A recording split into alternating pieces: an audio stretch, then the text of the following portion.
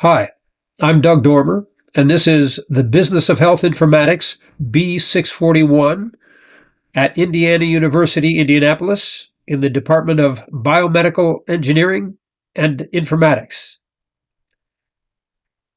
This is Module 5, Lesson 1, Health Information and Health Information Technology from the Market Perspective. Now, I have to say I'm not completely happy with that description.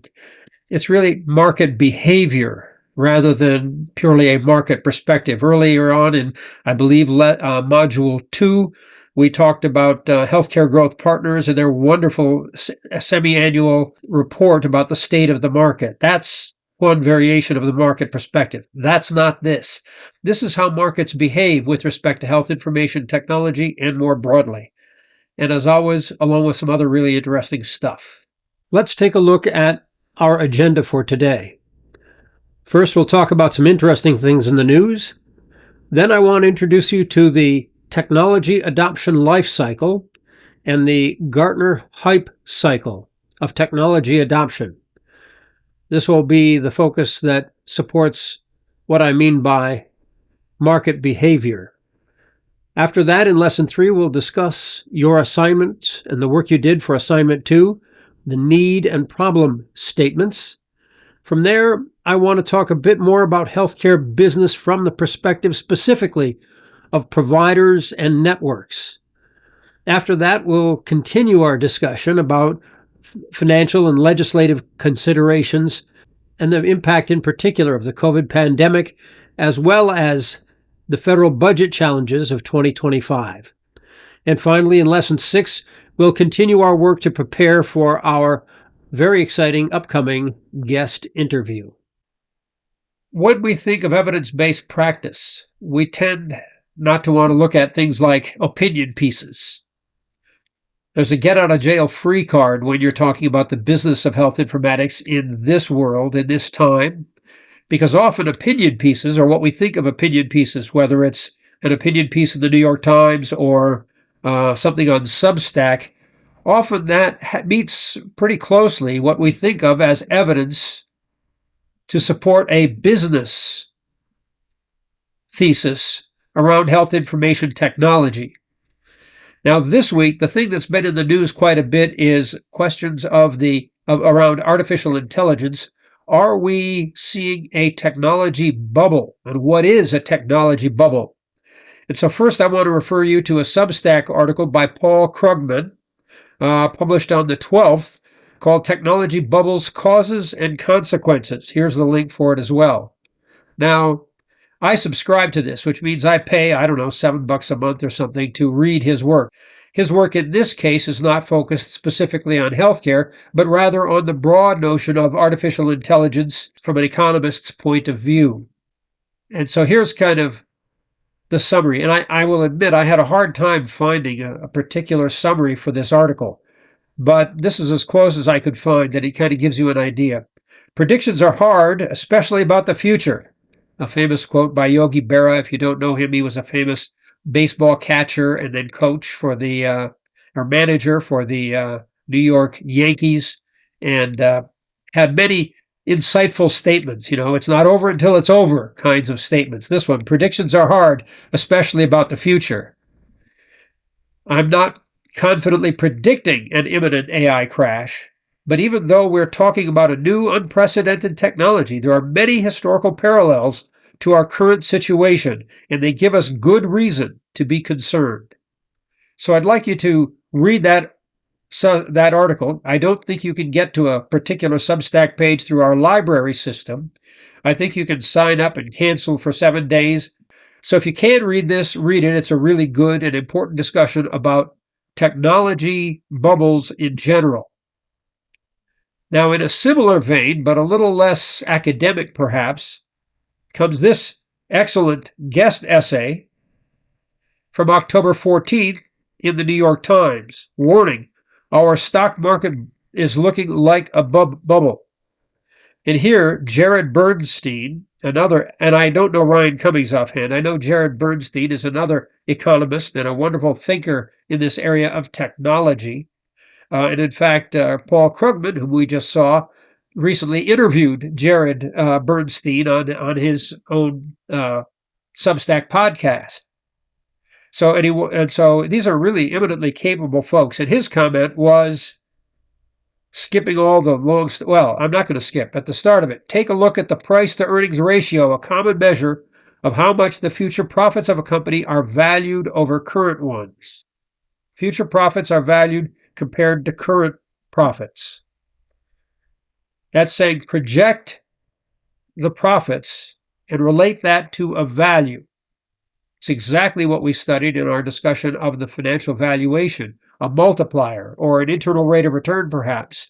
Really, that notion of a multiplier is very much the same as the notion of a price to earnings ratio. And so he gives some examples and notes here, for example, NVIDIA is trading at roughly 55 times earnings. So its multiplier is 55 times earnings, and that's pure earnings. It might even be higher if you looked at what we talked about, EBITDA, earnings before income tax, depreciation, and amortization. But the point is, where we were looking in our Healthcare Growth Partners report and seeing valuations in the 3, 5, 6, 7, maybe up to 15. Here you're finding with chip makers, NVIDIA, who are the main power sources for AI, at running at 55 times earnings and perhaps higher for EBITDA. All this leads to a really important conclusion. Should lackluster AI performance or sluggish adoption cause investors to doubt these lofty profit expectations, this probably a bubble will pop. And a lot of people, not just wealthy investors, will get hurt. Adoption, both by firms and individuals, is clearly growing. But whether this adoption is generating massive productivity benefits or profits remains to be seen. How does that fit to us? Well, we aren't AI purveyors per se. We don't host the systems. We don't generate, generally, all of the underlying code of AI, but we use it. We are consumers. So we are part, when they talk about adoption, that's where we fit into this. And so a lot of what I wanted to do in today's lecture is distinguish the market for AI as an investment opportunity and the use of AI in support of other enterprises such as health information. One other piece I want to talk about that's in the news today, and there's actually quite a bit. I'm spreading some of it over the next couple of modules. Also from the New York Times, this one on October 13. Foreign aid is mostly gone. It could be replaced with something better. Boy, if that didn't capture my attention. And it's by Rajiv Shah, who is the president of the Rockefeller Foundation and the author of Big Bets, How Large-Scale Change Really Happens. I believe he was also ahead of USAID for a period of time. So this is a man I have a great deal of respect for, and I've followed him for a while, although not as closely as some others. When I see he's written something, I want to read it right away. Here, Dr. Shaw talks about the impact of cuts in U.S. funding, particularly through USAID, for other nations around the world. As that system was defunded over the past year, a new way to advance human dignity has been revealed in initiatives across the world. And you can read this. I won't read it all to you, but it talks about funding from other sources. The key is the last sentence. This model uses philanthropic capital to get started, entices private investments, and commits countries themselves to long-term investment.